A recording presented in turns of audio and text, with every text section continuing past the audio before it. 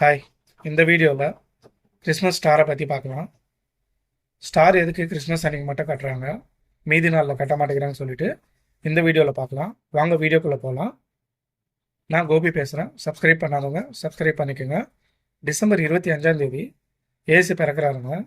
அந்த நாளே கிறிஸ்மஸாக கொண்டாடப்படுதுங்க. அந்த நாள் நம்ம வீட்டில் ஒரு ஸ்டார் கட்டுவாங்க. அந்த ஸ்டார் பேர் பார்த்தீங்கன்னா பெத்லகேம் ஸ்டாருங்க. இந்த பேர் எதுக்கு வந்தது வீடியோ எண்டில் பார்க்கலாங்க.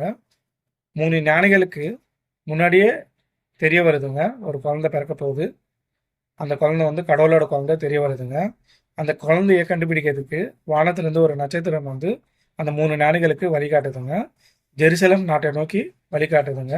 அந்த மூணு ஞானிகள் ஜெருசலம் நாட்டை நோக்கி அந்த மன்னரை கேட்குறாங்க, இது மாதிரி குழந்தை கடவுளோட குழந்தை பிறந்திருக்கு, எங்கன்னு கேட்குறாங்க. தெரியலன்னு சொல்கிறாரு. அந்த நட்சத்திரம் அந்த ஜெருசலம் நாட்டில் ஒரு கிராமத்தை நோக்கி காட்டுதுங்க. அங்கே போய் அந்த 3 ஞானிகள் பார்க்குறாங்க. அந்த சின்ன இடத்துல அந்த சின்ன இடத்துல ஏழை இடத்துல அந்த குழந்தை பிறந்திருக்குங்க. ஒரு கடவுளோட குழந்தை எதுக்கு ஒரு பணக்கார வீட்லேயோ ஒரு அரசன வீட்லேயோ எதுக்கு பிறக்கலைங்க? அந்த டைமில் யூதர்கள் பாபிலோன் ஜெயிலில் அடைக்கப்பட்டிருந்தாங்க, ரொம்ப கொடுமைப்படுத்தப்பட்டாங்க.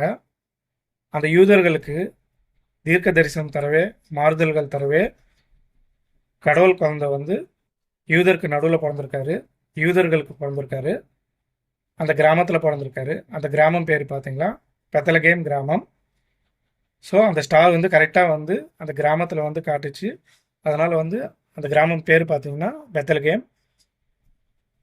அந்த மொத்தம் பார்த்தீங்கன்னா அந்த பெத்லகேம் ஸ்டாருங்க. ஸோ என்ன சொல்லுதுன்னா, கிறிஸ்மஸ் அன்னைக்கு ஸ்டார் மாற்றுறதுனால வறுமையில் இருக்கிறவங்க, கஷ்டத்தில் இருக்கிறவங்க எல்லாம் கடவுள் பார்த்துப்பாருன்னு சொல்கிறது அர்த்தங்க. ஓகே, பாய்.